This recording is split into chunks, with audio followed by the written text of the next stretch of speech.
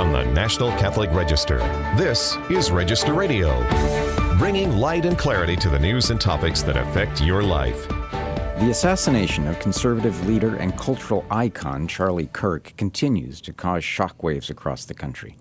This week on Register Radio, we look at his immense and enduring legacy on college campuses when we talk with the several individuals who are on the forefront of where Catholic universities and colleges are, especially as they relate to the influence of Charlie Kirk.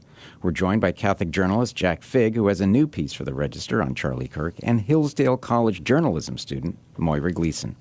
And then, Solène Tadié, Europe correspondent for the Register, tells us about Dubai's hidden faith, how the city's Catholic community thrives, and she also tells us the incredible story of Joan of Arc's ring. Hello, I'm Matthew Bunson, host of Register Radio and EWTN News' Vice President and Editorial Director. I'm here in our Washington, D.C. studios, as always, with Shannon Mullen, Editor-in-Chief of the National Catholic Register. Hello, Shannon. Hello, Matthew.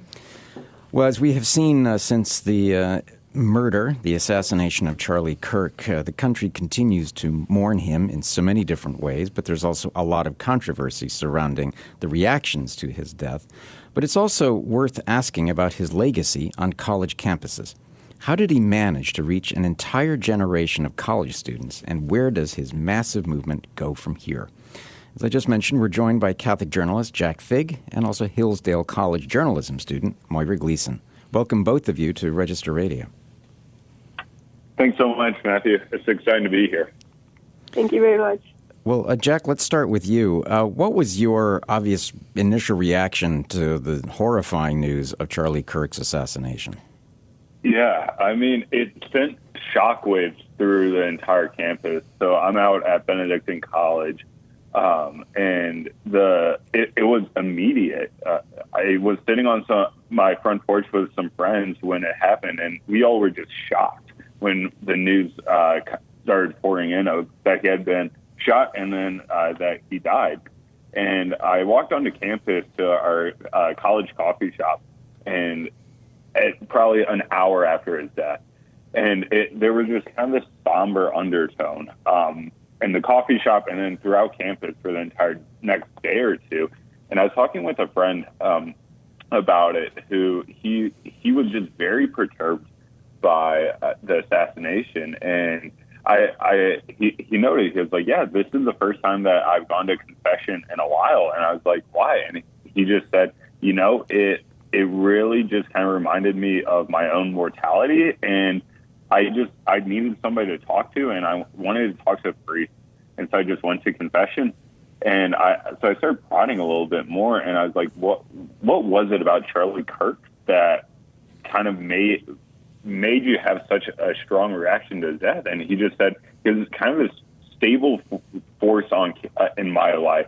He was so inspiring. He was so raw and vulnerable in his commentary, and he really helped me understand the world and kind of have this desire to pursue the truth and to pursue my faith. And that sentiment resonated with so many other college students that I spoke to. They all commented on how they just admired Charlie for his love of the faith, for his love of Jesus, and for his love of the truth, and for the way that he just spoke in such a raw fashion and in such an honest, and how he was so kind and compassionate when presenting that message. And so he just wanted to get to the truth and wanted that truth to be known by everybody. Yeah, Jack's piece, which is up on ncregister.com now, really captures this, just the sense of just being stunned by the news and how people are processing that. Now a week later, Moira is working on a piece specific to her college, Hillsdale in Michigan. Moira, what's the connection between Hillsdale and Charlie Kirk? Yes. So our president at Hillsdale, Dr. Larry Arnn, has been friends with Charlie Kirk for more than a decade, back to when he was just starting Turning Point USA. So there's a long-standing relationship between Charlie Kirk and the college, not really in any official capacity, except that the college and Kirk's platform agreed on a lot of issues in education in particular. So it's been just like a very kind of fruitful partnership. They've worked on, Charlie Kirk spoke at a leadership conference that Hillsdale hosted this year in February, and has just been involved in our online courses, a lot of different content that our college puts out. And yeah, so I think that made it very personal for a lot of people on Hillsdale's campus. The first reaction, I was very impressed. The first reaction was prayer. Charlie, we got the news that he had passed away around maybe 5 or 6 p.m. I don't remember, but at 8 p.m. the students had organized a prayer vigil in our chapel, and it was packed. There were hundreds of students. I saw faculty and staff also attended, and just everyone praying together and singing hymns together in this moment of mourning, but also it's just prayer for our country. And I thought it was really beautiful that was the response. It wasn't anger, even though this was obviously a national crisis, but also very personal for a lot of people. But the first response was to turn to prayer. Moira, Hillsdale in particular has a reputation for just being focused on civil discourse and a search for the truth. So is that what resonated so much with students there? I think so. I think we really strive for conversation, and we believe in having, like, the best way to learn and to pursue the truth is to have open dialogue. And you don't always have to be right, but it's kind of a shared pursuit.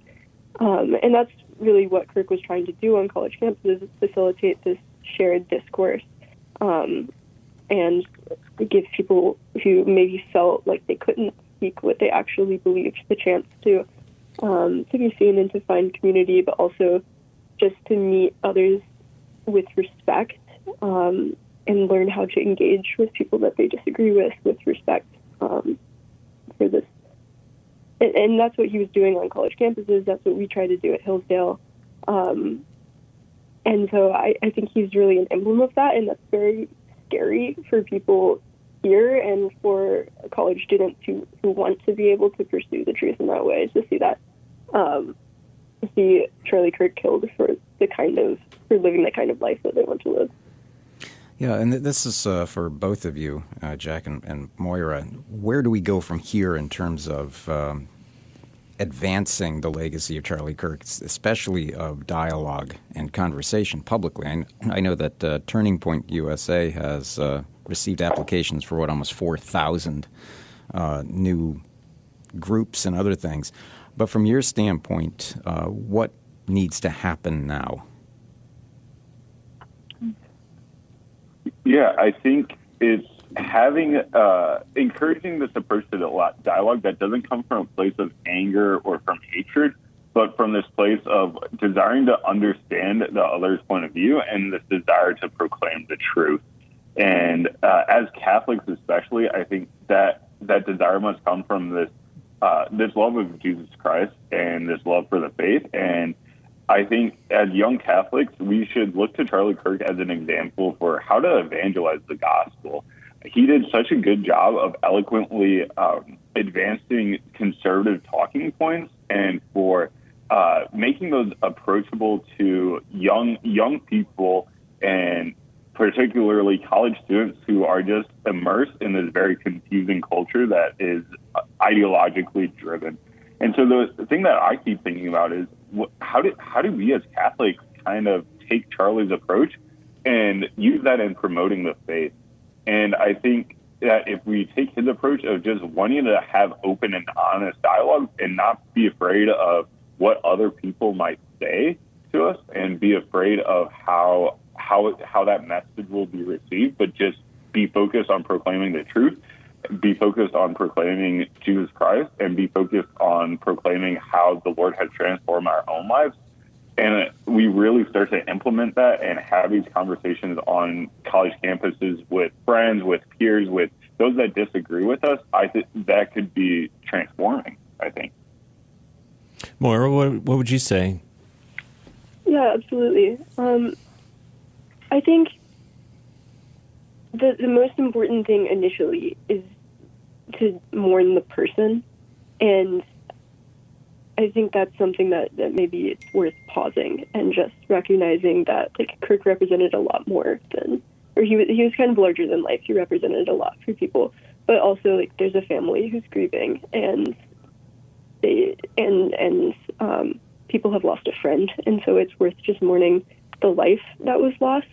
But as far as the kind of work that Kirk was trying to do, I think this can be a wake-up call that just how important civil discourse is, and the way in which he practiced it with respect towards people, and in a willingness to engage just very respectfully, very graciously in open dialogue. I think we've seen from the reaction of a lot of college students across the country just how bad things are, that people are celebrating someone who was killed for promoting dialogue.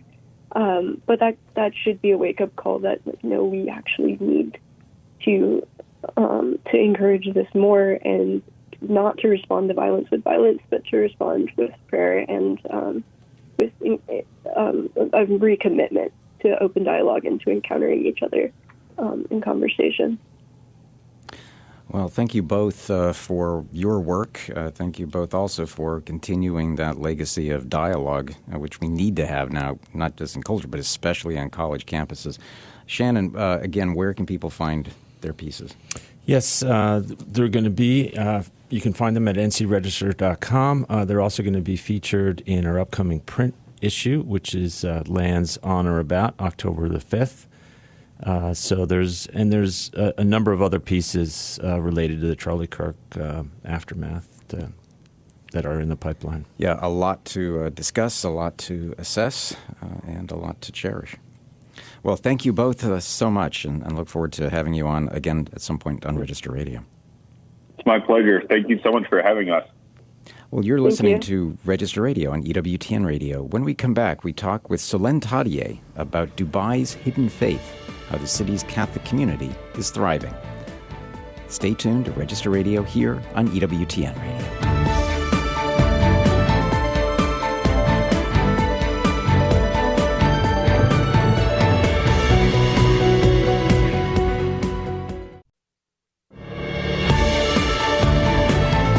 Let's return to Register Radio on EWTN. And welcome back. I'm Matthew Bunson in studio here in D.C. with Shannon Mullen, Editor-in-Chief of the National Catholic Register. Well, the city of Dubai, part of the United Arab Emirates, is famous for its climate of religious tolerance, even as it is home to a thriving Christian community. But how real is that religious tolerance, and what limitations do Catholics face? We're joined by Solène Tadié, Register Europe correspondent, who has documented the situation in her new article, Dubai's Hidden Faith, How the City's Catholic Community Thrives. And she joins us right now from Armenia. So, Solène, welcome. Thank you very much for having me. Well, before we get to any discussion about Dubai or the Ring of Joan of Arc, I know that you just attended a rally in honor of Charlie Kirk. Here we are and having our conversation on this episode about the impact of Charlie Kirk. Certainly, this is a demonstration of his global reach, isn't it? Yes, I was really impressed, actually. I did not expect that. Like when I arrived, I was brought by some Christian friends here in town to this big rally. It was a full house. It was in a concert hall. And you had people like mostly Armenians, but even local expats.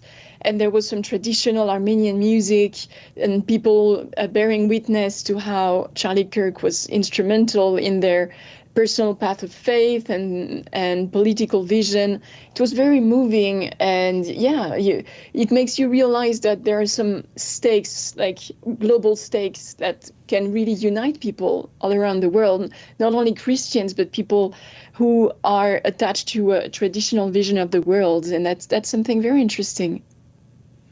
Solène, you've been traveling quite a bit. So Dubai, I know you've been back in France over the summer. But let's talk about that piece. That's available at ncregister.com. Dubai's Hidden Faith, How the City's Catholic Community Thrives. It opens with this wonderful picture that you took of a Our Lady of Lourdes grotto, and in the background is this.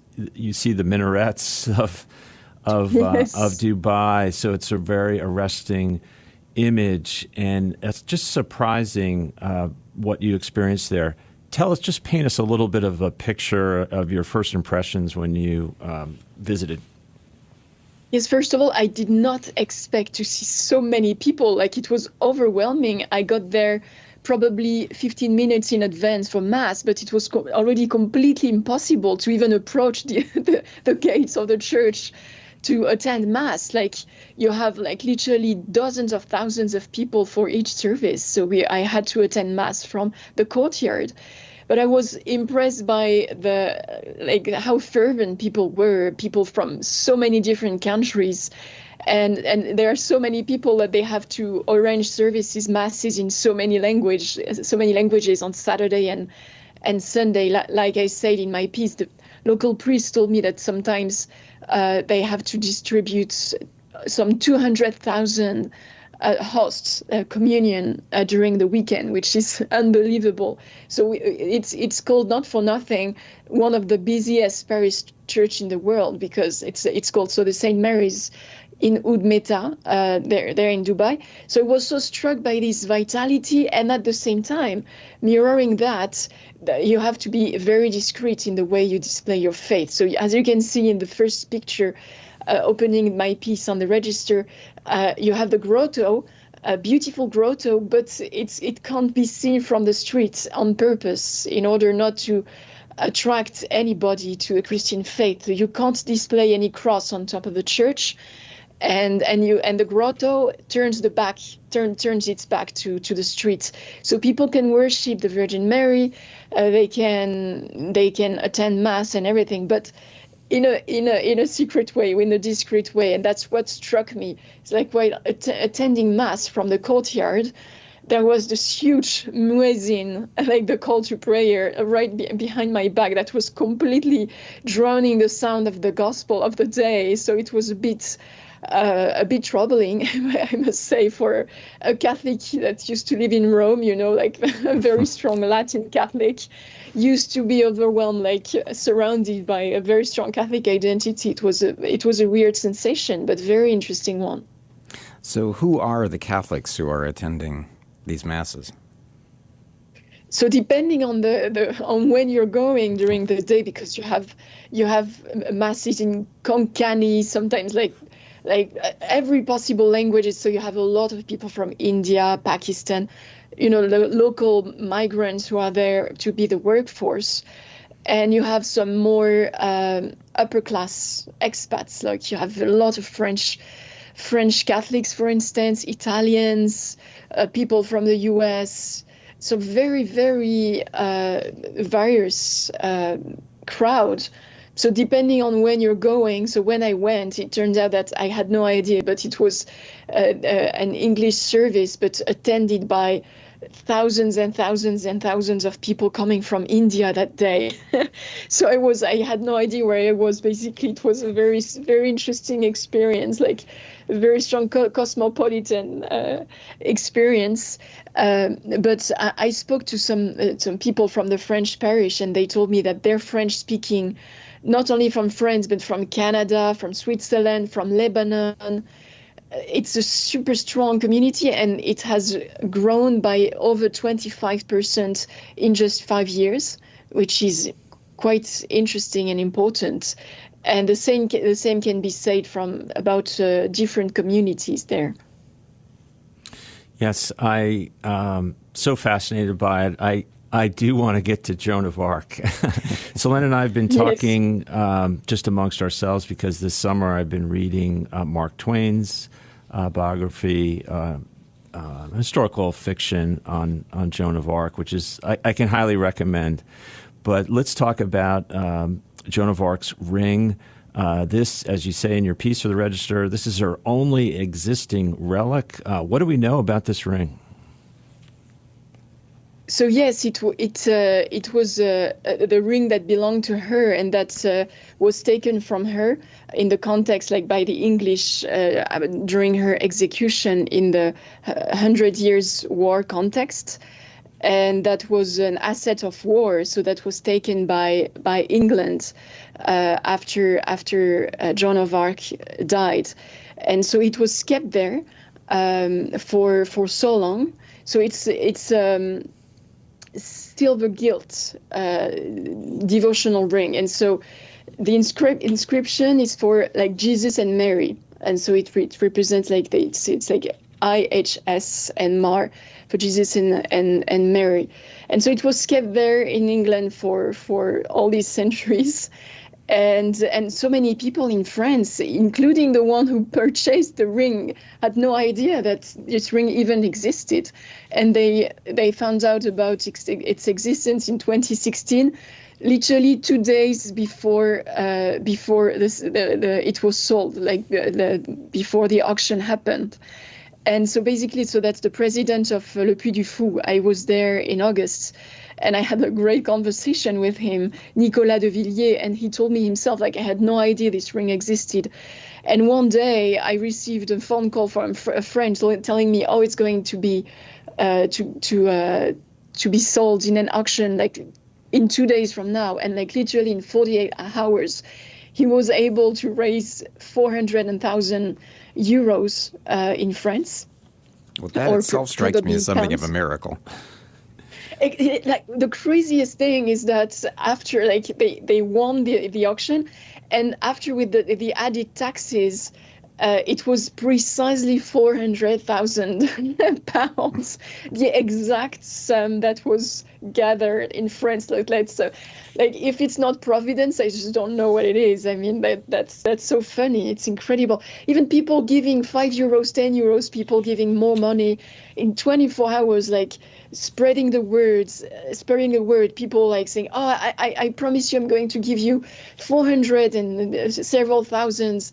And just 2 days, they were able to accomplish that miracle. It really seems like Joan of Arc wanted her ring back in France. We're not even doing complete justice to the story. There's so many aspects to it, but Scotland Yard plays a role in this. Explain. Sorry, can you say that again?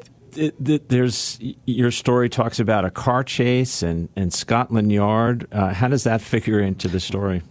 Oh yes, because basically since it was a war asset in England, it was out of the question for the English authority to let it out of the country. And so there was a big legal case that happened in the aftermath of the purchase, because Nicolas de Villiers told me that he received a warning from the auction sale that it was absolutely impossible. You know, the National Arts Council said, "Oh no, I mean the ring cannot be taken out of the territory by law. It's like it's a war treasure."